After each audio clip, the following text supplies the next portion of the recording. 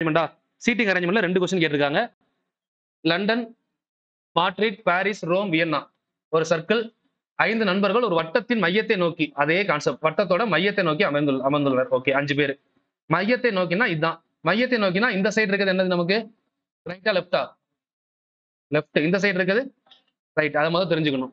இப்ப ஆன்சர் பண்ணலாம். இப்ப பாருங்க, மாட்ரிட் என்பவர் பாரிஸின் உடனடி இடதுபுறம். சரிங்களா? அப்ப மாட்ரிட் என்பவர் இதான லெஃப்ட் சைடு. யாரோட இடதுபுறம்? பாரிஸ். PM முடிஞ்சா? உடனடி இடதுபுறம். இது முடிஞ்சது. ரோம் என்பவர் மிகச் சரியாக லண்டனுக்கும் வியன்னாவிற்கும் இடையில் உள்ளார். இப்போ லண்டன், வியன்னாவுக்கு நடுவுல யார் இருக்கா? ரோம். அது தனியா வச்சுக்கலாம். இதை எங்க பேஸ் பண்ணலாம் பின்னாடி யோசிப்போம். ஏன்னா இங்க லண்டன், இங்க வியன்னா வரலாம். இல்ல இங்க வியன்னா, அங்க லண்டன் வரலாம்.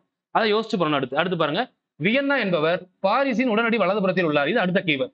இப்ப வியன்னாவை எங்க கொண்டு வந்து வச்சிடணும்? பாரிஸுடைய வலதுபுறம், ரைட் சைடு. அப்ப இங்க யார் வர்றா? வியன்னா. இங்க வியன்னா வந்தா இங்க யாரு? லண்டன். இங்க யார் வருவா? ரோம். முடிஞ்சது ஆன்சர். சரிங்களா? அப்போ இங்க வி, இங்க எல், ஆர். இப்ப ஆன்சர் என்ன கேட்டிருக்காங்க? மாட்ரிட்டின் உடனடி இடதுபுறம். மாட்ரிட்டுடைய உடனடி இடதுபுறம் யார் இருக்கா? L, London. லண்டன் இருக்கா? ஆன்சர் 20மே பண்ணிடலாம். ஏதாவது தெரியாத கொஸ்டின் வந்துச்சா? 20மே நீங்க பண்ணலாம். ஒண்ணுமே மிஸ் பண்ண தேவையில்ல. டைமிங் தான் முக்கியம். 20 கொஸ்டின் பண்றதுக்கு 10 நிமிஷம் இல்ல 15 நிமிஷம் அதிகபட்சம். ஒரு பார்ட்டுக்கு 15 நிமிஷம் எடுத்தா 1 ஹவர்ல முடிக்க முடியும். மொத்தம் நமக்கு 4 பார்ட் இருக்கு. இதுக்கு நீங்க 15 நிமிஷம் எடுத்தீங்கன்னா இங்கிலீஷ்க்குலாம் அவ்வளவு தேவைப்படாது. இங்கிலீஷ்க்கு 5 நிமிஷம் போதும்.